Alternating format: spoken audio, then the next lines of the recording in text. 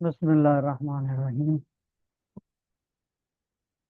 الفعل ما دل على معنى في نفسه مقترن مقترن بأحد الأزمنة الثلاثة۔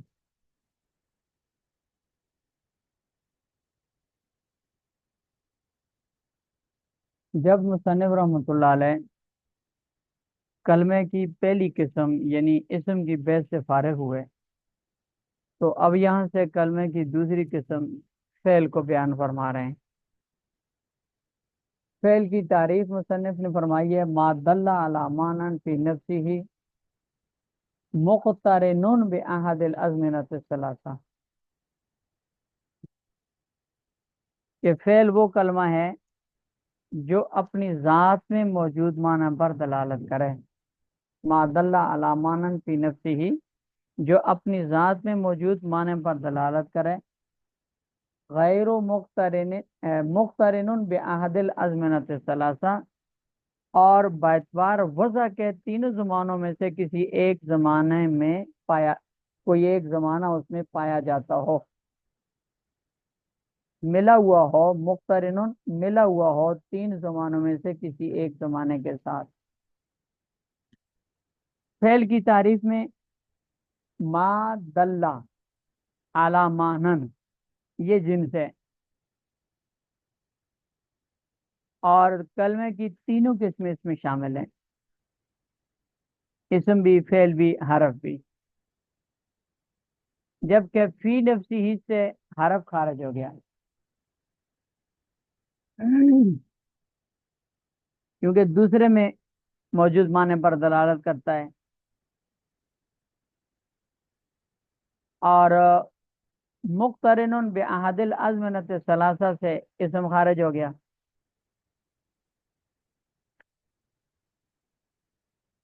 یہ جمہور کی تعریف کے مطابق ہے، جبکہ مصنف رحمۃ اللہ علیہ آگے انشاءاللہ حرف میں آئے گا کہ مصنف رحمۃ اللہ علیہ کے نزدیک حرف اپنے ذاتی معنی پر دلالت کرتا ہے، لہذا ما دل علی معنی فی نفسہ میں فی نفسہ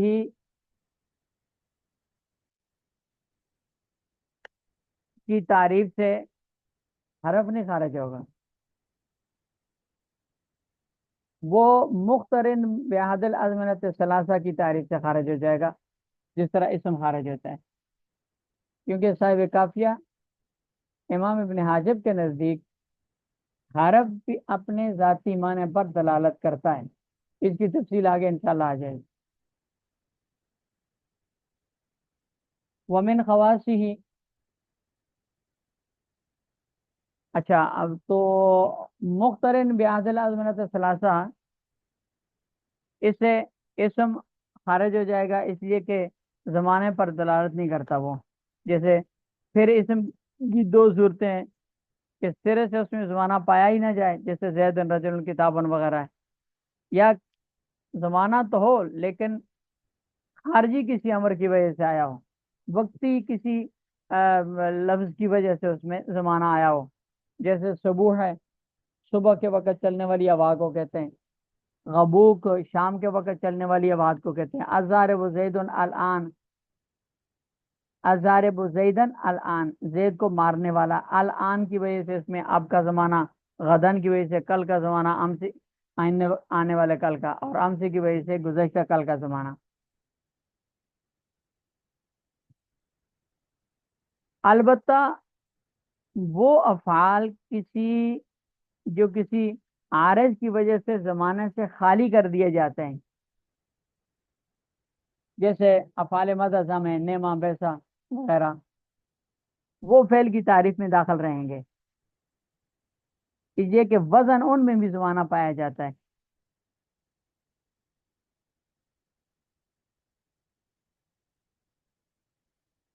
ومن خواصی دخول قد، یہاں سے مصنف رحمۃ اللہ علیہ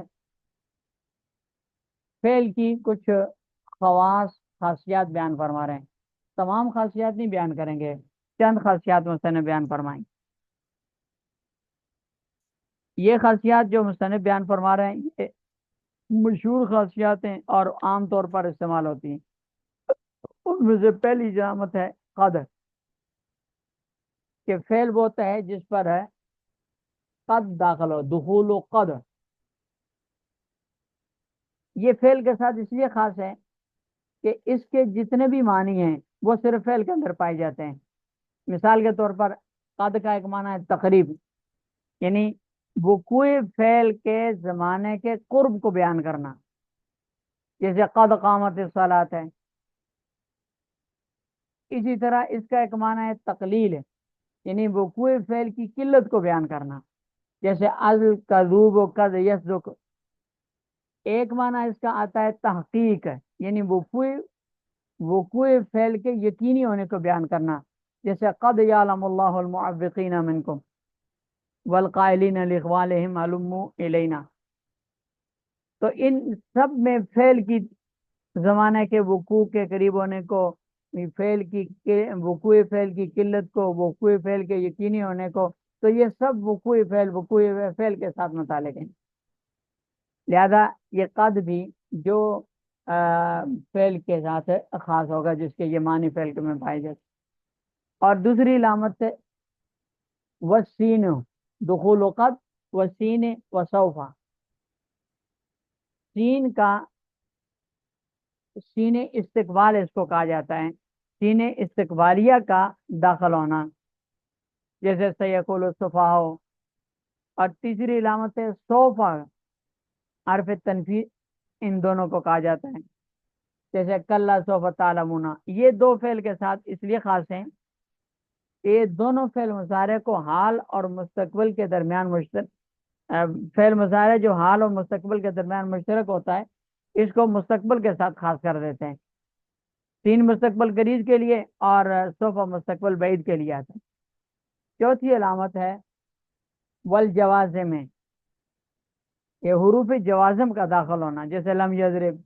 کیونکہ جوازم کا اثر یعنی جزم وہ فعل کے ساتھ خاص ہے، لہذا یہ حروف بھی فعل کے ساتھ خاص ہوں گے. پانچویں علامت ہے لحوق و تاء تانیث ساکنتن، کہ آخر میں فعل کے آخر میں تاء تانیث داخل ہو. تاء تانیث ساکنہ فعل ماضی کے واحد مؤنث کے صیغے میں ہوتی ہے، جیسے ضربت ہے. اور یہ فعل کے ساتھ اس لیے خاص ہے کہ یہ فاعل کے مؤنث ہونے پر دلالت کرتی ہے. اور چھٹی علامت ہے وَنَحْوُ تَاءِ فَعَلْتِ، کہ اس کے آخر میں ضمیر مرفوع متصل بارز خواہ وہ تا ہو، جیسے فعل تا تے تو، یا دیگر ضمائر بارزہ ہوں، جیسے فعل تم، فعل تما، فعل نا، فعل تننا وغیرہ. یہ فعل کے ساتھ خاص ہیں، اس لیے کہ ضمائر بارزہ جو ہوتی ہیں وہ حرف اور اسم کے ساتھ نہیں ہوتی بلکہ فعل ہی کے ساتھ آتی ہیں، لہذا یہ علامات فعل کے ساتھ خاص ہیں.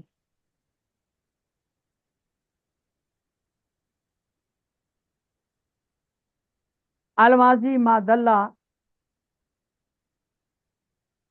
اعلی زمان قبل زمانے کا.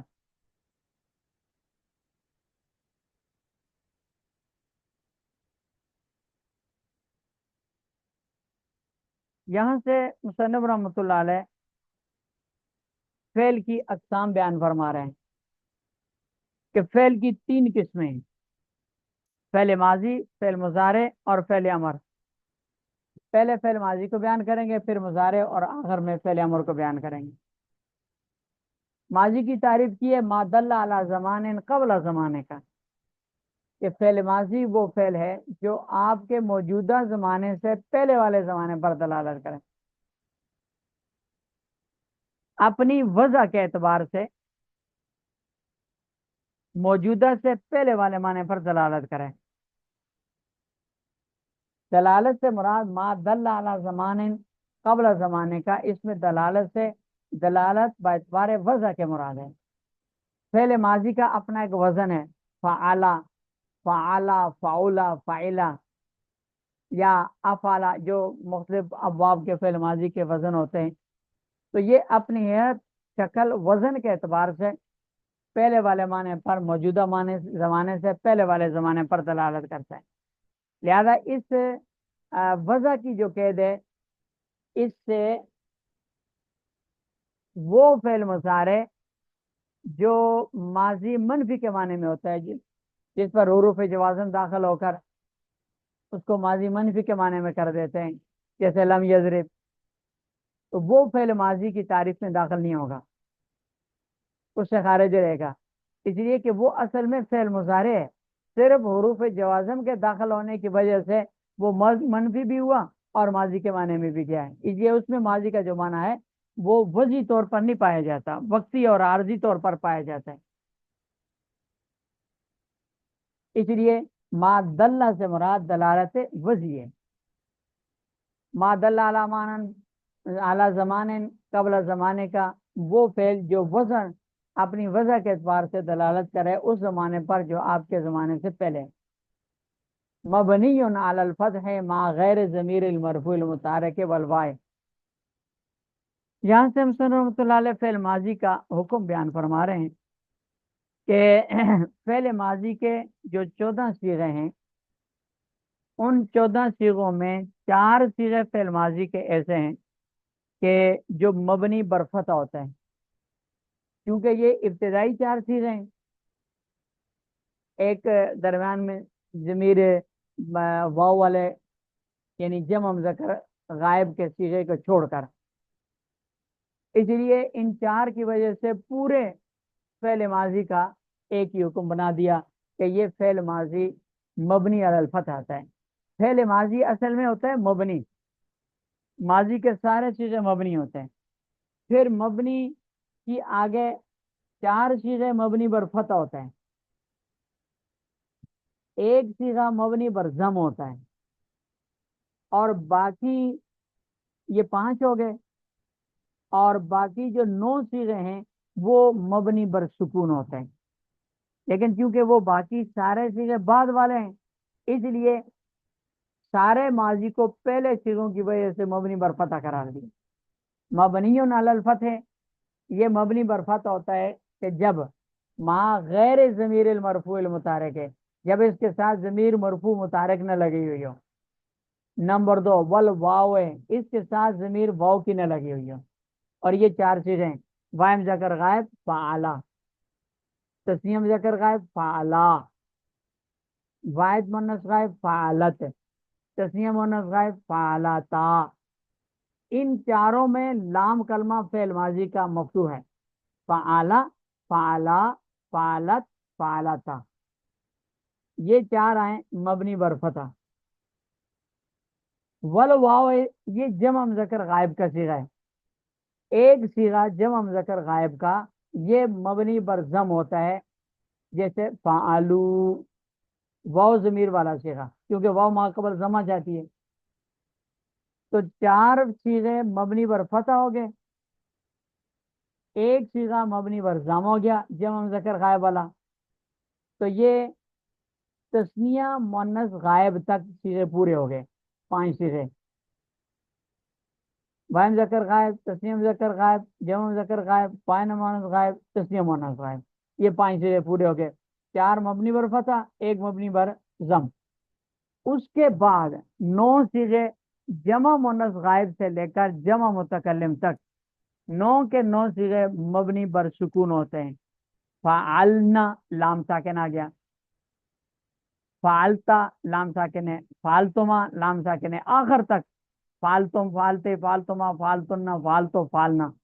9 کے 9 صیغوں میں لام ساکن ہے، مبنی بر سکون ہو جاتی. مبنی علی الفتح ما غیر المرفوع المتحرک والواو ہیں. المضارع فعل کی دوسری قسم ہے فعل مضارع.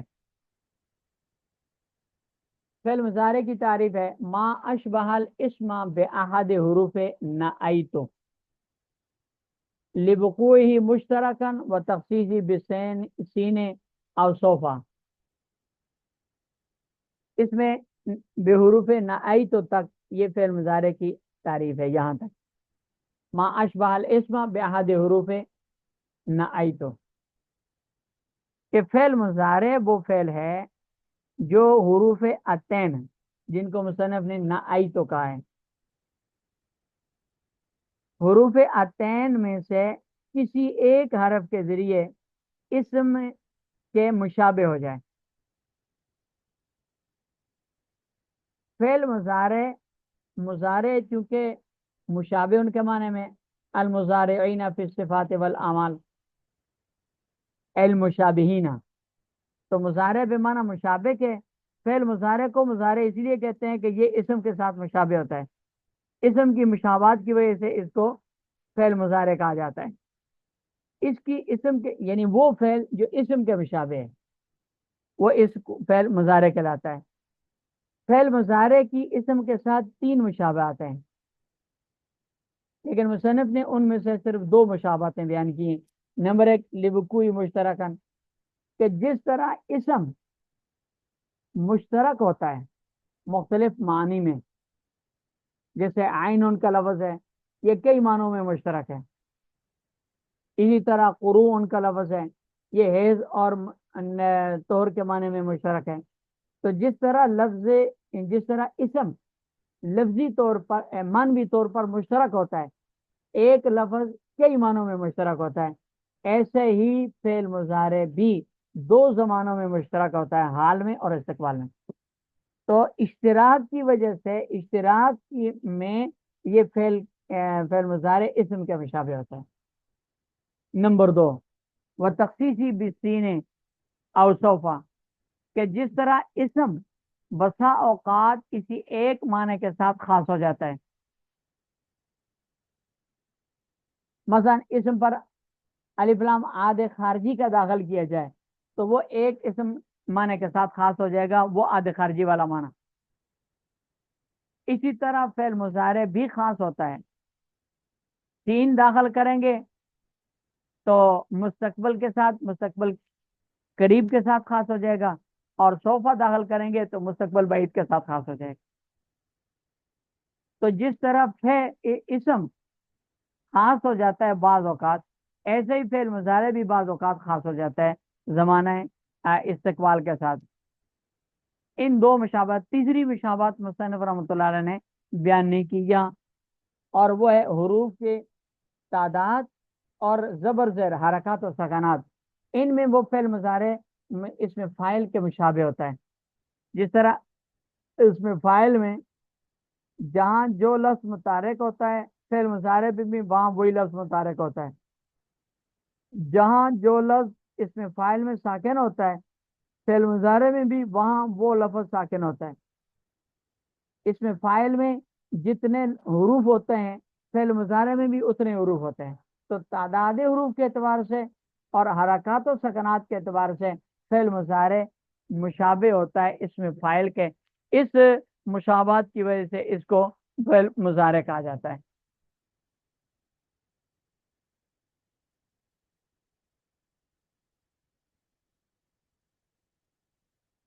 ما اشبہ الاسم، وہ فعل جو مشابہ ہو اسم کے، بے احد حروف ہی حروف عطین میں سے کسی ایک حرف کے ذریعے سے، لبکوئی مشترکن، کیونکہ وہ مشترک واقع ہوتا ہے، وہ تخصیصی بسین او صوفہ، اور وہ سین یا صوفہ کے ساتھ مشترک خاص ہو جاتا ہے۔ فالحمزہ تو للمتکلم مفردن، مصنف رحمۃ اللہ علیہ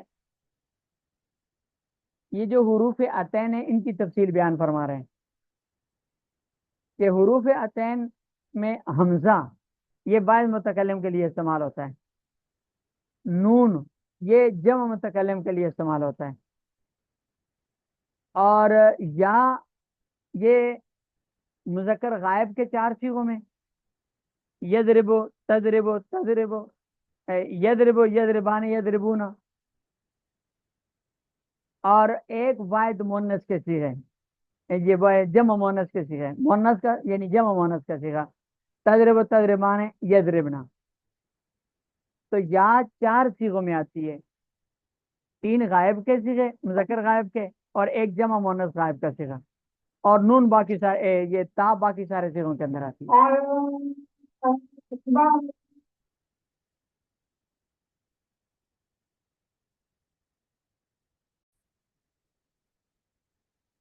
تو حمزہ ایک صیغے میں اور نون دو ایک صیغے میں، جمع متکلم کے صیغے میں، جبکہ یا چار صیغوں میں، تین مذکر غائب کے اور ایک جمع مؤنث غائب کا، چار صیغے یہ ہو گئے۔ باقی جو 8 صیغے ہیں ان 8 صیغوں میں تا آتی ہے، دو دو مؤنث غائب کے، غائب مؤنث غائب، تسنیہ مؤنث غائب، اور باقی حاضر کے 6 صیغے۔ فل حمزہ للمتکلم، حمزہ متکلم کے لیے، مفرد کے لیے، نون لہو، جبکہ نون جمع متکلم کی ہے، ما غیری جمع متکلم مال غیر کا جمع، و تا للمخاطبت مطلقاً، اور تا مخاطب کے لیے آتے مطلقاً، یعنی مخاطب کے مونس اور مذکر سب صیغوں میں، اور مونس اور مونس تین، یعنی واحد مونس اور تسنیہ مونس غائب کے لیے آتی ہے، جبکہ یا غائب کے لیے آتی ہے، وغیر ہما، غیر ہما، اور دو مونس کے، ایک جمع مونس کے صیغے کے لیے بھی آتی ہے۔ وہ حروف المرارت یہاں سے انشاءاللہ کل پڑھیں گے۔